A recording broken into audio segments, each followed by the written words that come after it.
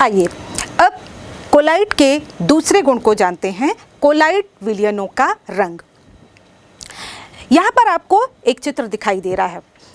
यहाँ पर आप देख रहे हैं कि एक लाल कलर का है, एक पर्पल कलर का है, बैगनी कलर का, और एक जो है वह गोल्डन दिख रहा है।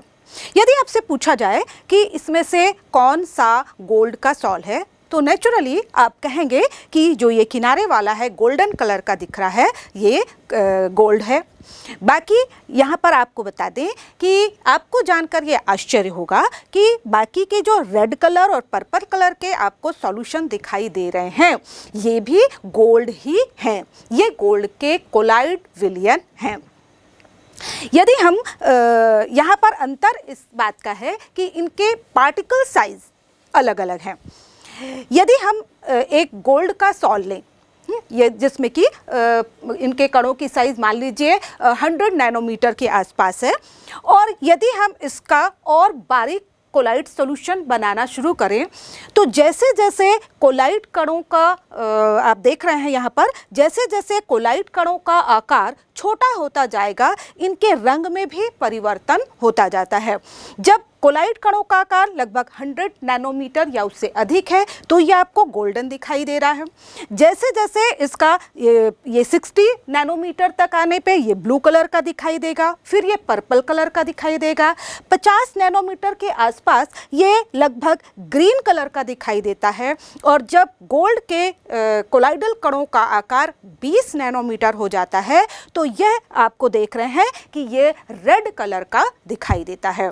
तो इस प्रकार देखिए, ये अलग अलग का कलर के जो कोलाइडल विलयन हैं, ये गोल्ड के ही कोलाइडल विलयन हैं। इनमें अंतर सिर्फ इनके कोलाइडल कणों के आकार का में अंतर की वजह से होता है। यहाँ पर आपने बहुत कुछ ऐतिहासिक इमारतों में इस प्रकार की पेंटिंग देखी होगी। इसका यदि हम उदाहरण देखें तो जैसे कि आप देख रहे हैं, यहाँ पर आप देखेंगे कि जो पेंटिंग में अलग अलग कलर दिखाई दे रहे हैं वो भी वास्तव में गोल्ड के ही कोलाइडल सॉल हैं, जिसमें इनके कणों का आकार जो है वह अलग अलग होता है। तो इस तरह से हम देखते हैं कि अलग अलग गोल्ड के पार्टिकल साइज अलग हो जाने पर इनका रंग भी अलग अलग हो जाता है। आइए अब जानते हैं कि इन कोलाइड कणों के अलग अलग रंग के पीछे कारण क्या है। कोलाइड कणों का रंग परिक्षिप्त कणों के द्वारा प्रकीर्णित प्रकाश के तरंग दैर्घ्य पर निर्भर करता है, और किस प्रकार के प्रकाश के तरंग दैर्घ्य का प्रकीर्णन होगा यह निर्भर करता है कणों की साइज पर। प्रायः देखा गया है कि जो भी कोलाइडल कण होते हैं जो छोटे साइज के होते हैं, वे श्वेत प्रकाश की कम तरंग दैर्घ्य वाली प्रकाश की किरणों को अवशोषित करते हैं और अधिक तरंग दैर्घ्य वाली प्रकाश की किरणों का प्रकीर्णन करते हैं।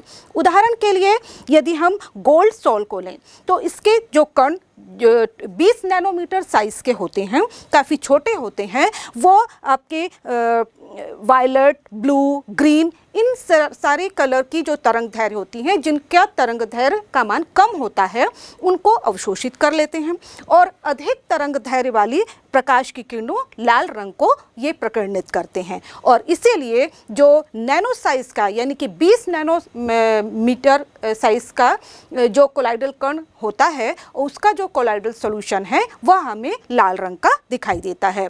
इसके विपरीत जब कोलाइडल साइज 100 नैनोमीटर से अधिक बड़े साइज के होते हैं तो ये अधिक तरंग दैर्घ्य वाली विकिरणों को अवशोषित कर लेते हैं और अपेक्षाकृत कम तरंग दैर्घ्य वाली प्रकाश की किरणों को प्रकीर्णित करते हैं। और इसीलिए जो बड़े साइज के 100 नैनोमीटर से बड़े साइज के गोल्ड के सॉल होते हैं, जिसमें कोलाइड कणों का साइज 100 नैनोमीटर से अधिक होता है, वो रेड कलर की तरंग दैर्घ्य, जिसका तरंग दैर्घ्य अधिक होता है, उसको अवशोषित कर लेते हैं, जबकि येलो कलर की जो प्रकाश की किरणें हैं उनको वे प्रकीर्णित करते हैं, और इसीलिए ये गोल्डन दिखाई देते हैं।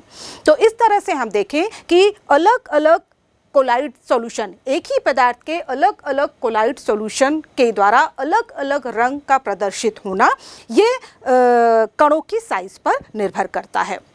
एक यहाँ पर बात और है कि कोलाइड कणों का जो रंग होता है वह प्रेक्षक, देखने वाले के देखने के तरीके पर या देखने वाले की दिशा पर भी निर्भर करता है। उदाहरण के लिए यदि हम दूध का कोलाइड विलयन है, दूध और पानी का मिक्स करके जब हम कोलाइड सॉल्यूशन लेते हैं और उस पर सीधी प्रकाश डालते हैं और प्रकाश की दिशा में, जिस दिशा में प्रकाश डाला जा रहा है उसी दिशा से, यानी कि पारगमित प्रकाश की दिशा से जब हम उस कोलॉइड सॉल्यूशन को देखते हैं तो वह हमें लाल रंग का दिखाई देता है। जबकि यदि हम उसे उसके अभिलंबवत दिशा से या फिर हम कहें कि परावर्तित प्रकाश की दिशा से हम उसको देखते हैं तो वही दूध का जो कोलॉइड सॉल्यूशन है वह हमें नीले रंग का दिखाई देता है। तो इस तरह से हम कह सकते हैं कि जो कोलॉइड विलयनों का रंग है वह दो बातों पर निर्भर करता है, एक कोलॉइड कणों की साइज पर और दूसरा देखने वाले के प्रेक्षक के देखने की दिशा पर निर्भर करता है, क्योंकि जो प्रकाश किरणों का प्रकीर्णन सभी दिशाओं में समान रूप से होता है। तो जब प्रकाश की किरणें एक दिशा से आ रही हैं तो सामने कुछ ट्रांसमिट हुई, उसके बाद कुछ किरणें जो होती हैं वो प्रकीर्णित होती हैं, है ना। तो किस प्रकार की तरंगदैर्घ्य प्रकाश की किरणों को वो किस दिशा से देख रहा है, इस आधार पर जो विलयन का कलर है वह भी भिन्न भिन्न हमें दिखाई देता है। चलिए अब हम जानते हैं कोलॉइड विलयनों के तीसरे गुण यानी कि मैकेनिकल प्रॉपर्टी, यांत्रिक गुण को, जिसके अंतर्गत हम जानेंगे ब्राउनियन मोशन, ब्राउनी गति। जैसा कि हमने पहले देखा, जब हम सिनेमा हॉल में आपने देखा होगा कि जो प्रकाश का पथ होता है उसमें आपको धूल और धुएं के कण भी गति करते हुए दिखाई देते हैं और उनकी गति भी आपने देखी होगी, किसी भी दिशा में रैंडम मोशन वो करते रहते हैं, जैसे कि आप यहाँ पर भी देख सकते हैं। ये धूल या धुएं के कणों की जो गति है, जो विभिन्न दिशाओं में टेढ़ी मेढ़ी जिगजैग गति है, वही वास्तव में ब्राउनियन मोशन है। इसका सर्वप्रथम अध्ययन रॉबर्ट ब्राउन ने किया था और इसीलिए इसे ब्राउनियन मोशन के नाम से जाना जाता है। अब ब्राउनियन मोशन के पीछे कारण क्या है, क्यों ये ब्राउनियन मोशन होता है? इसके पीछे कारण है कि जो कोलाइडल सॉल्यूशन होता है उसमें दो प्रकार के कण हैं। एक तो है परिक्षेपित प्रावस्था या परिक्षिप्त प्रावस्था, जिसके कणों का आकार अपेक्षाकृत बड़ा होता है, और दूसरे होते हैं परिक्षेपण माध्यम के कण, जिनके कणों का आकार छोटा होता है। तो यहाँ पर जो परिक्षेपण माध्यम के कण हैं वो परिक्षिप्त प्रावस्था के यानी कि जो कोलाइड पार्टिकल्स हैं उन पर असंतुलित असमान टक्कर उनसे करते रहते हैं और उनके असमान टक्करों की वजह से एक असंतुलित बल उत्पन्न होता है, जिसकी वजह से जो कोलाइड पार्टिकल्स होते हैं कभी किसी दिशा में और कभी किसी दिशा में गति करते रहते हैं। तो इस तरह से यहाँ पर परिक्षेपण माध्यम के कणों के द्वारा जो कोलाइडल कणों पर असंतुलित बल लगते हैं, उसकी वजह से कोलाइडल कणों में विभिन्न दिशा में टेढ़ी मेढ़ी गति दिखाई देती है, जिसे हम ब्राउनियन गति कहते हैं। यहाँ पर आप देखें कि जो ब्राउनियन गति होती है इसका प्रभाव क्या है। तो ब्राउनियन गति का प्रभाव की वजह से इनमें लगातार कोलाइडल कणों में एक विडोलन प्रभाव उत्पन्न होता है। ये लगातार गति करते रहते हैं और गति करने की वजह से ये आपस में मिल नहीं पाते, क्योंकि यदि गति नहीं करेंगे, ये एक जगह पर स्थिर हो जाएंगे, तो स्थिर होने के बाद ये आपस में जुड़कर नीचे सेटल डाउन हो सकते हैं, ये अवक्षेपित हो सकते हैं, और यदि ये अवक्षेपित हो जाते हैं तो हमारा कोलाइडल सिस्टम समाप्त हो जाता है।